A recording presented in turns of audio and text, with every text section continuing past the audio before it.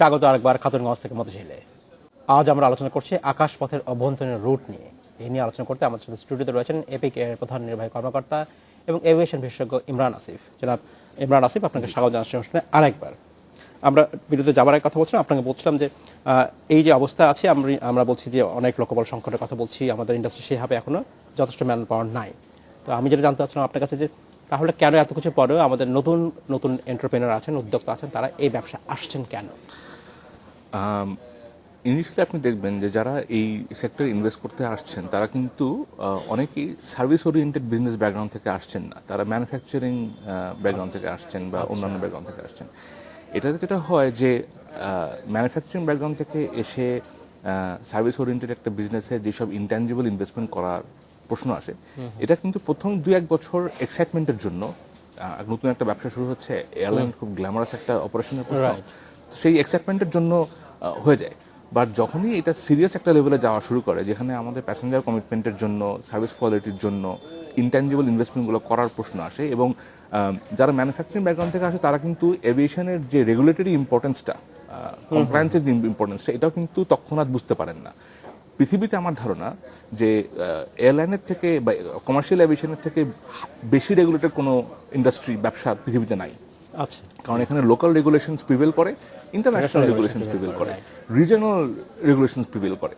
তো যারা আসছেন তারা একটা ম্যানুফ্যাকচারিং ব্যাকগ্রাউন্ড থেকে আসছেন একটা পিসের ধারণা নিয়ে, ইনিশিয়াল এক্সাইটমেন্টটা, গ্ল্যামারটা এক্সাইটস দেম।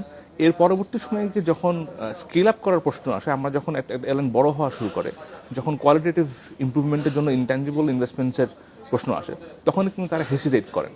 এটা আমি কোনো পার্টিকুলার এয়ারলাইনের কথা বলছি না, এটা কিন্তু জেনারেলি এটা ইন্ডাস্ট্রিতে হয়ে এসছে এরকম ভাবে। তো দেখবেন যে এয়ারলাইনগুলো কিন্তু তার হিউম্যান রিসোর্সের যে কোয়ালিটি, সেই কোয়ালিটি ইমপ্রুভ করার ক্ষেত্রে কোনো সিগনিফিক্যান্ট ইনভেস্টমেন্ট করেন নাই, কেউই করেন নাই।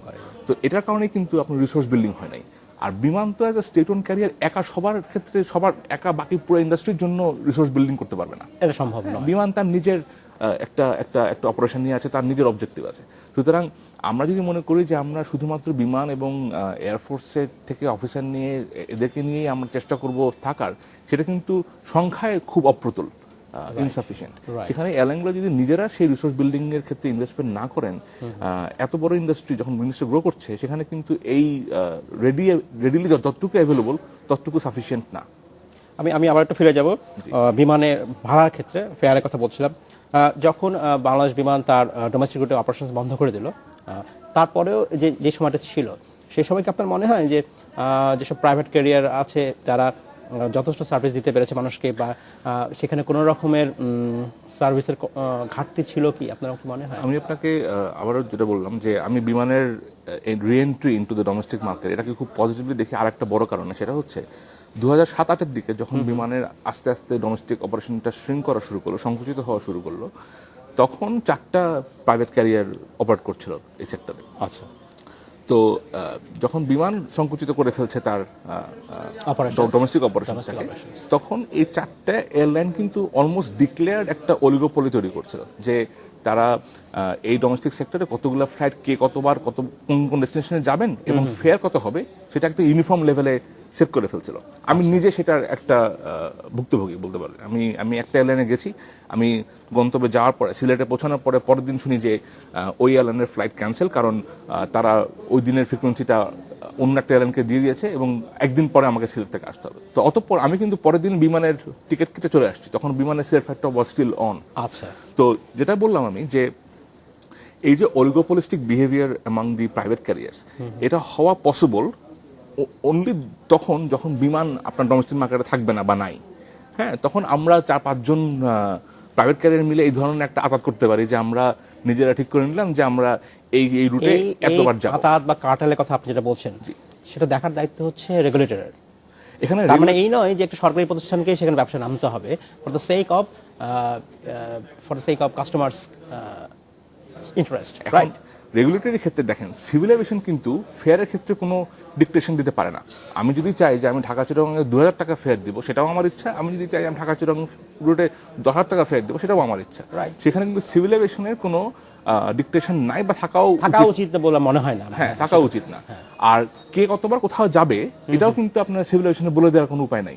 না। হ্যাঁ আমি যদি মনে করি যে আমি ব্যবসায়িক কারণে এ থেকে বিতে আমি 5 বারের জায়গায় 3 বার যাব, আমাকে কিন্তু সিভিল এভিয়েশন ফোর্স করতে পারবে না যে না আপনাকে 5 বার যেতেই হবে। Right. তো এই যে কার্টেলটা হয়, এই যে অলিগোপলির কথা যেটা বললাম, এটা অনলি পসিবল যখন মার্কেটে আপনার এমন কোনো প্লেয়ার নাই যে কিনা ক্যাটালিটিক একটা রোল প্লে করতে পারে টু নিউট্রালাইজ দিস অলিগোপলিস্টিক বিহেভিয়ার। বিমানের প্রেজেন্স ইন দ্য মার্কেট, বিমান যখন থাকছে মার্কেটে তখন কিন্তু আমরা প্রাইভেট ক্যারিয়ারে মিলে এই ধরনের কোনো অ্যাপ্রোচ নিতে পারবো না। আমি আপনাকে ওই এবং আলটিমেটলি কিন্তু অনেকে এটা ফিল করেন বুঝতে, বাট আলটিমেটলি কিন্তু এই ধরনের অলিগোপলিস্টিক অ্যাপ্রোচের কোনো লং টার্ম সাস্টেনেবিলিটি প্রাইভেট ক্যারিয়ারের জন্য নাই। এটা এক্সাম্পলটা আমি আপনাকে বলি, যে 4টা এয়ারলাইন তখন এক্সিস্ট করতো 2017 কথা বলছি, 4টার মধ্যে 3টাই আজকে আর এক্সিস্ট করে না। রাইট। তো তারা যে অলিগোপলিস্টিক অ্যাপ্রোচ নিল, যদি দেখতাম আজকে এই 7-8 বছর পরে এসে যে দে আর স্টিল সাস্টেনিং এবং দে হ্যাভ গ্রোন, তাহলে বুঝতাম যে তাদের ওই অ্যাপ্রোচটা ওয়াজ প্রবাবলি ফিজিবল। বাট তারা যেই অলিগোপলিস্টিক অ্যাপ্রোচটা নিল, নেওয়ার পরে কিন্তু ওই 4 জনের মধ্যে 3 জন অলরেডি ডিফাঙ্ক, আরেকজনের কথা তো সামনে দেখার বিষয়। আমার হাতে সময় একদম কম।